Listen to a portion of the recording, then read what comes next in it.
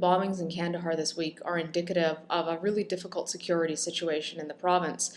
And they're indicative of what the Taliban is using as its most powerful weapon, and that's intimidation against civilians. And it's interesting in particular with these bombings because the Taliban warned that they were coming. They went through the neighborhoods, they dropped these what are called night letters warning the population to leave.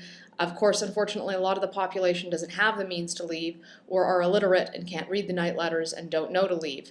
There was no government officials who were hurt in these bombings. There was no ISAF officials hurt in these bombings. It was all innocent Afghans.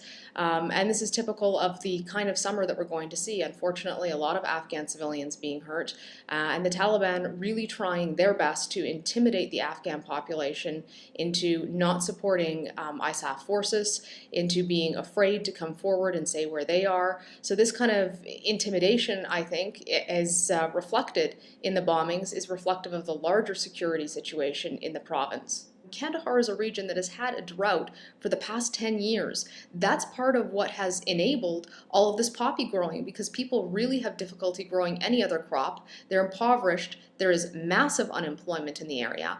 And so when the Taliban comes and threatens you and says, dig a bomb or else, and by the way, we'll pay you, low-level farmers who have no other means of feeding their family are turning to that. So when you give them alternatives and you are able to provide the kind of infrastructure that gives them basic irrigation to grow their crops and to move away from the Taliban, they want that. They want a better life. But it's been very difficult to do. And things like the Dalla Dam and setting up this kind of infrastructure and this kind of civilian surge and not just the military surge that's going with it are completely new. We haven't seen anything like this before. And if Afghanistan has a chance, there's no doubt that this is it. This is the year for it to happen.